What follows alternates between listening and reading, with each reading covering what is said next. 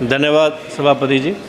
आपने मुझे rail budget 2024 और 25 की अनुदान मांगों पर बोलने का मौका दिया।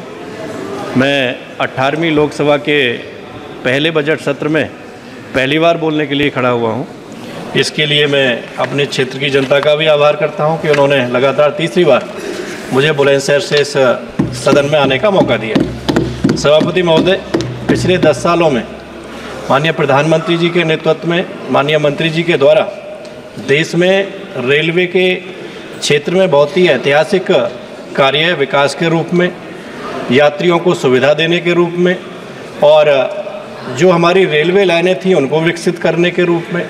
जब हम पहले 2014 से पहले रेल में सफ़र करते थे तो जब स्टेशन से जाते थे तो बहुत गंदा स्टेशन हमको देखने को मिलता था और जब हम ट्रेन में बैठते थे तो बाथरूम के बाहर खड़ा होने में भी दिक्कत होती थी।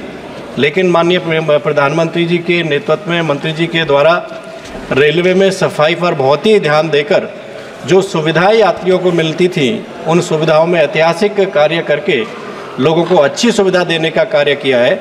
इसके लिए मैं माननीय मंत्री जी को बहुत बहुत बधाई देता हूं, उनका धन्यवाद करता हूं। सभापति महोदय, आधुनिक ट्रेनें भी बनाई हैं सरकार ने। पिछली बार जब हम देखते थे 14 से पहले जब दिल्ली आते थे तो रेल भवन के पास में लंबे समय आज़ादी से लेकर वो पुराना इंजन नज़र आता था, लेकिन आज हम देखते हैं तो हमको अपने सरकार की बहुत ही ऐतिहासिक ट्रेन जो वंदे भारत ट्रेन चली है उसका मॉडल हमको देखने को मिलता है। ये बहुत ही बड़ा बदलाव है और बदलाव में अगर आप बात करूं कि 2014 से पहले 14 साल में मात्र 43,000 कोच बने थे। माननीय प्रधानमंत्री जी के नेतृत्व में रेल मंत्री जी के द्वारा 2014 के बाद 8 साल में ही 43,000 कोच नए सरकार ने बनाए हैं। अगर हम विद्युतीकरण की बात करें कि जहां 60 साल में मात्र 20,000 किलोमीटर का विद्युतीकरण हुआ था, पिछले 10 सालों में वहीं 44,000 किलोमीटर का विद्युतीकरण अपनी सरकार के नेतृत्व में किया है, जो बहुत ही ऐतिहासिक काम है। नए कोच का निर्माण हुआ है, ट्रैक निर्माण हुआ है और अगर हम बात करें जो ट्रैक का निर्माण हुआ है 10 साल में 31,500 किलोमीटर, जो कि जर्मनी की तुलना में बिल्कुल बराबर है। इतना ऐतिहासिक काम रेल मंत्रालय ने किया है, इसके लिए मैं माननीय मंत्री जी को बधाई देता हूँ। रेल लाइनों का दोहरीकरण और इसके साथ साथ जो अपना उत्तर प्रदेश है, मैं उत्तर प्रदेश से आता हूँ, उत्तर प्रदेश में भी बहुत ही परिवर्तन रेलवे के क्षेत्र में विकास के रूप में हमको देखने को मिला है। 2009 से 2014 तक जहां 199 किलोमीटर के न्यू ट्रैक बने थे, 2014 से 24 तक 490 किलोमीटर के जो 2.5 गुना ज़्यादा हैं वो अपनी सरकार ने बनाए हैं। विद्युतीकरण के मामले में जहां 2009 से 2014 मात्र 199 किलोमीटर का विद्युतीकरण हुआ था, आज 606 किलोमीटर का विद्युतीकरण लगभग 3 गुना अपनी सरकार ने किया है और उत्तर प्रदेश पूरा 100% विद्युतीकरण के रूप में हो गया है। तो मैं माननीय मंत्री जी को बधाई देता हूं। अभी 157 नए स्टेशन अमृत स्टेशन के रूप में विकसित माननीय मंत्री जी ने उत्तर प्रदेश में किए हैं, उनको मैं धन्यवाद देता हूं। और जिसमें एक मेरी लोकसभा बुलंदशहर का भी स्टेशन अमृत स्टेशन के रूप में विकसित हुआ है। आज़ादी से लेकर 2014 तक किसी ने सोचा नहीं कि पुराने स्टेशनों को जो उनमें सुविधाएं होनी चाहिए थी किस तरीके से बदलाव किया जाए। ये सोच माननीय मंत्री जी की हुई और उन्होंने अमृत स्टेशन के नाम से उनको डेवलप करने का जो निर्णय लिया वो बहुत ही ऐतिहासिक निर्णय है और उससे बहुत आधुनिक सुविधाएं अपने स्टेशनों पर मिलेंगी। मैं धन्यवाद देता हूं माननीय मंत्री जी को।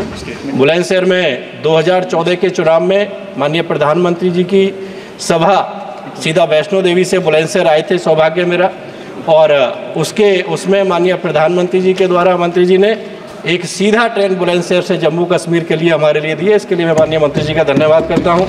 मेरे यहाँ पे जो रेलवे की लाइनें जाती थी वहाँ पर क्रॉसिंग पे लंबा समय लोगों को लगता था, जाम लगता था। 3 ओवरब्रिज बनाए हैं और 4 अंडरब्रिज बनाए हैं, उनके लिए भी माननीय मंत्री जी का धन्यवाद देता हूँ। मेरे आग्रह पर मेरे लोकसभा क्षेत्र के डिवाई स्टेशन पर देहरादून सुदेरागंज ट्रेन का एक स्टॉपेज माननीय मंत्री जी ने दिया, उनका मैं धन्यवाद करता हूं।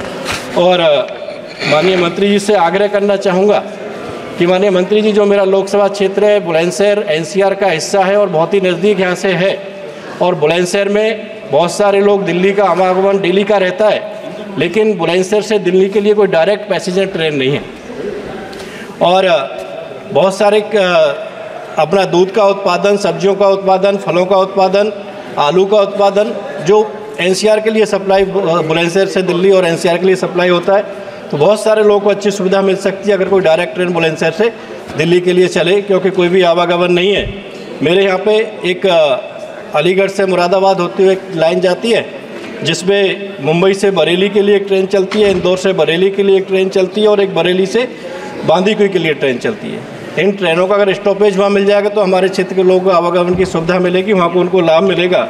एक पैसेंजर चलती है खुर्जा से बुलंदशहर होते हुए मेरठ, तो एक नुमाइश के पास एक हॉल्ट उसकी आवश्यकता है माननीय मंत्री जी। शहर के लोगों को वहाँ से आवागमन में, क्योंकि सुबह वो 6:30 खुर्जा से चलती है, वहाँ हॉल्ट नहीं है तो लोगों को दिक्कत, उसका कोई लाभ नहीं मिल पाता है। तो अगर ये आप वहाँ पर स्टॉपेज दे देंगे गिरधारी नगर नुमाइश पे, तो उसका बहुत आपका आभार होगा।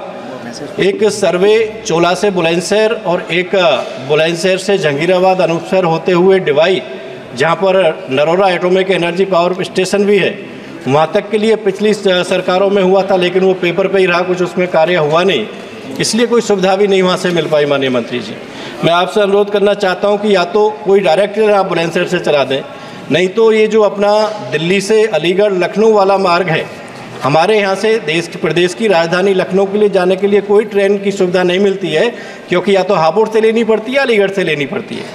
तो अगर चोला पे चोला बिल्कुल जहाँ जेवर एयरपोर्ट बन रहा है उसके बीच में है, बुलंदशहर से सटा हुआ और बुलंदशहर का हिस्सा है, अगर उस स्टेशन को आप चोला स्टेशन को कुछ लखनऊ दिल्ली जाने वाली ट्रेनों को स्टॉपेज दे दें, नया बुलंदशहर के नाम से उसको अगर नाम दे दें, तो सुविधा बुलंदशहर वालों को दिल्ली आने जाने की भी मिलेगी और लखनऊ जाने की भी मिलेगी। मैं आपसे यही अनुरोध करता हूं। सभापति जी, आपने मुझे बोलने का मौका दिया, बहुत बहुत धन्यवाद। माननीय मंत्री जी, बहुत बहुत आपका आभार, और आशा करूंगा कि जो मेरी मांगे हैं मेरे क्षेत्र के, उसके लिए उस पर आप ध्यान देंगे, जैसे आपने बिना मांगे बहुत कुछ दिया और मांगने से कुछ देंगे। बहुत बहुत धन्यवाद। धन्यवाद।